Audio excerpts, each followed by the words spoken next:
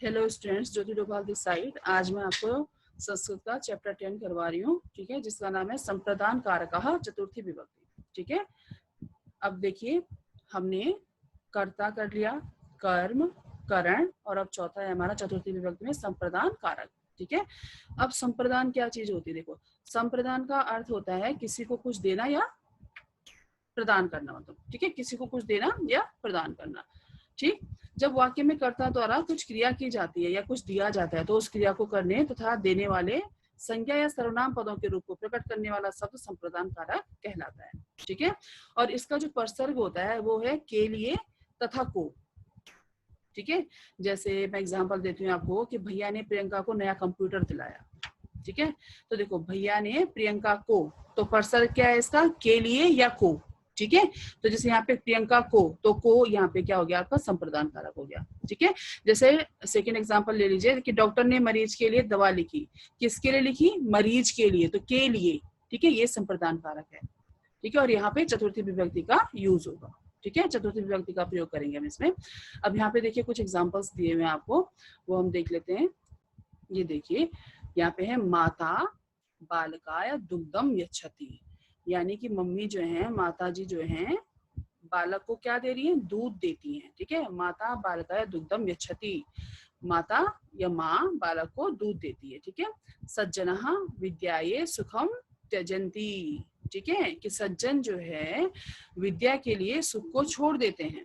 ठीक है, अब देखिए यहाँ पे छात्रः पठनाय विद्यालयम गच्छन्ति, कि छात्र पढ़ने के लिए विद्यालय जाते हैं। ठीक है, छात्रः पढ़ने के लिए विद्यालय जाती हैं या जाते हैं। ठीक है, अब यहाँ पे यूयम मित्राभ्याम पुष्पाणि आनयत, ठीक है, कि तुम सब मित्रों के लिए फूल लाते हो। ठीक है, अब देखो यहाँ पे आचार्याभ्याम नमः। ठीक है, आचार्याभ्याम नमः, गुरु को नमस्कार हो। ठीक है, एंड दूसरा दिया हुआ है ईश्वर है ना, ईश्वराय नमः, कि ईश्वर को नमस्कार हो। ठीक है, अब देखो सैनिकः देश रक्षायाः तत्परः सन्ति, कि सैनिक देश की रक्षा के लिए तैयार हैं। शिक्षिकाभ्यः अपि नमः, कि अध्यापिका को भी या शिक्षिका को भी नमस्कार हो। ठीक है, तो ये यहाँ पे कुछ और एग्जांपल्स, ये देखिए नेक्स्ट पेज पे आपका है वृद्धो फलेभ्यः इच्छितः। ठीक है, कि बूढ़े फलों की इच्छा करते हैं। बूढ़े मतलब बूढ़े लोगों के लिए, बुजुर्गों के लिए बोला गया यहाँ पे, कि बूढ़े लोगों की फल की इच्छा करती है। ठीक है, तो अब है यहाँ पे वयम क्रीडायाः बहि गच्छामः। ठीक है, बहि गच्छामः, वयम क्रीडायाः बहि गच्छामः, कि हम सब खेलने के लिए कहाँ जाते हैं? बाहर जाते हैं। वही मतलब बाहर। ठीक है, मेघा जलाया भवन्ति, बादल पानी के लिए होते हैं, या बादल पानी के लिए होते हैं, मतलब बादल जैसे पानी लाते हैं ना हमेशा। ठीक है, सूर्य प्रकाशया भवति, और सूर्य किसके लिए होता है? रोशनी के लिए होता है। सूरज क्या लाता है हमारे लिए? रोशनी लाता है ना, प्रकाश देता है सूर्य में। देखिए ये चैप्टर 10 जो है बहुत ही छोटा चैप्टर था, तो ये कंप्लीट हो चुका है आपका। अब इसके जो बैक साइड में, यानी कि जो यहाँ पे क्वेश्चन आंसर्स दिए हुए हैं, अब हम वो कर लेते हैं। ठीक है, चलिए देखिए यहाँ पे फर्स्ट में इसका आपके जो है फर्स्ट क्वेश्चन है संप्रतिलेख नियम से। फर्स्ट क्वेश्चन है एक पदेन उत्तरते, वन वर्ड आंसर। मेघः कस्मै भवन्ति। तो क्या करते हैं? मेघ जलाया, किस चीज के लिए होते हैं? जलाया, जल के लिए। वृद्धों के भी इच्छा है, ये देखो बुक में से आपको क्वेश्चन पूछेंगे, किस चीज की इच्छा करती है वृद्धों की? फलेभ्य, है फलेभ्यः, फलों की। सूर्य कस्मै भवति, किसके लिए होता है? सूर्य प्रकाशाय, है ना, प्रकाश देने के लिए होता है। माता कस्मै दुग्धम यच्छति, माता किसको दूध दे रही थी, या माँ किसको दूध दे रही थी? बालिकाय, बालक को। ठीक है, अब देखिए यहाँ पे भी क्वेश्चन नंबर 2 है कोष्ठ केसु दत्तेषु शब्देषु चतुर्थ विभक्ति पदेन रिक्त स्थानानि पूर्यते। ठीक है, कि यहाँ पे जो आपको कोष्ठ के दत्तेषु शब्देन चतुर्थ विभक्ति प्रयोगेन रिक्त स्थानानि पूर्यते, यानी कि fill in the blanks with fourth declination of the word given in the bracket. ठीक है, तो आपको यहाँ पे ब्रैकेट में जो वर्ड्स दिए हुए हैं, जैसे यहाँ पे देखो वयम विद्यालयम गच्छामः, तो यहाँ पे पठन दिया हुआ है, पठ धातु का रूप है, यहाँ पे पठन दिया हुआ है, तो यहाँ पे क्या हो जाएगा? पठनाया। ठीक है, अब देखो जनाः डैश है यहाँ पे, यानी कि फिलअप दिया हुआ आपको। उद्यानम गच्छन्ति, तो मैंने यहाँ पे फिलअप किया, देखो भ्रमणाया। ठीक है, गृहम, देखो गृहम भवति, यहाँ पे डैश है, निवास है, तो यहाँ पे क्या हो जाएगा? निवासाया। ठीक है, गृहम निवासाया भवति। ठीक है, तो ये इस तरह से होगा। और यहाँ पे दिया हुआ आपको कि नमः, किसको नमः? यहाँ पे जनक दिया हुआ, तो जनकाय, जनकाय नमः। ठीक है। और फिर सैनिकः डैश गच्छन्ति, रक्षा लिया हुआ है यहाँ पे ब्रैकेट में, रक्षा दिया हुआ है तो रक्षाए, सैनिकः रक्षाए गच्छन्ति, ठीक है। ये इसी तरह से फिल कर लेना अपने बुक में इनको, ठीक है।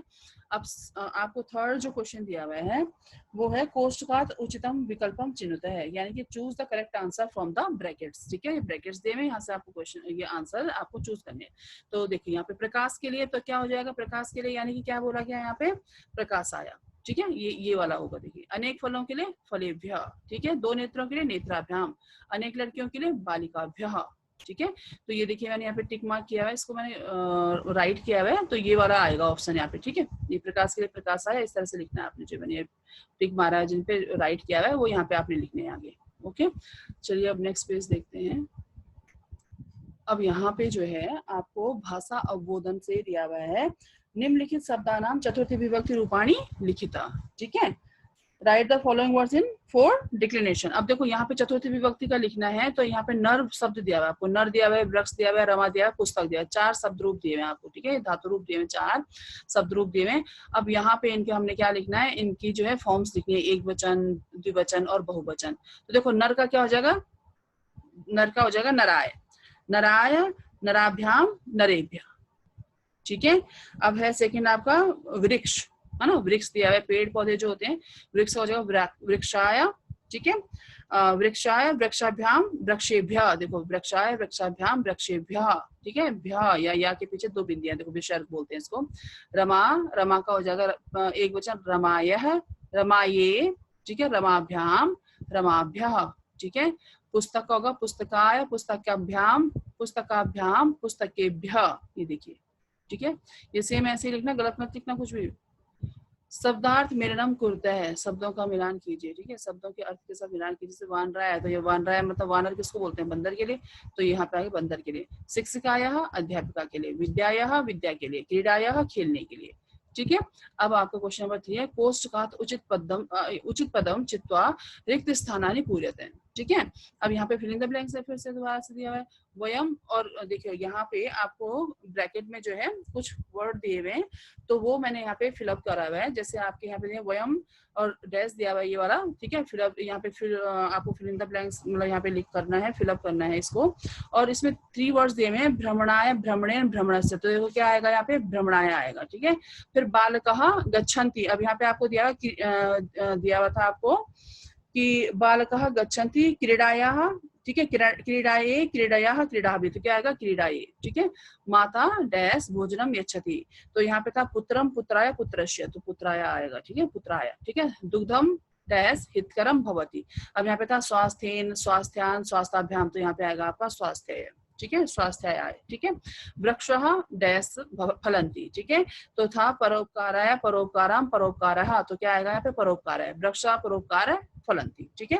अभी आपका चैप्टर 10th भी हमारा कंप्लीट हो गया है, ठीक है। क्वेश्चन आंसर्स भी कंप्लीट हो चुके हैं और बुक का जो चैप्टर है उसका भी एक्सप्लेनेशन मैं आपको कर चुकी हूँ। तो अब यहाँ से अब हम नेक्स्ट वीडियो में चैप्टर 11 करवाऊंगी मैं आप लोगों को, तो इसको अच्छे से रीड कर लेना, इसको याद कर लेना अच्छे से, ठीक है। बाय।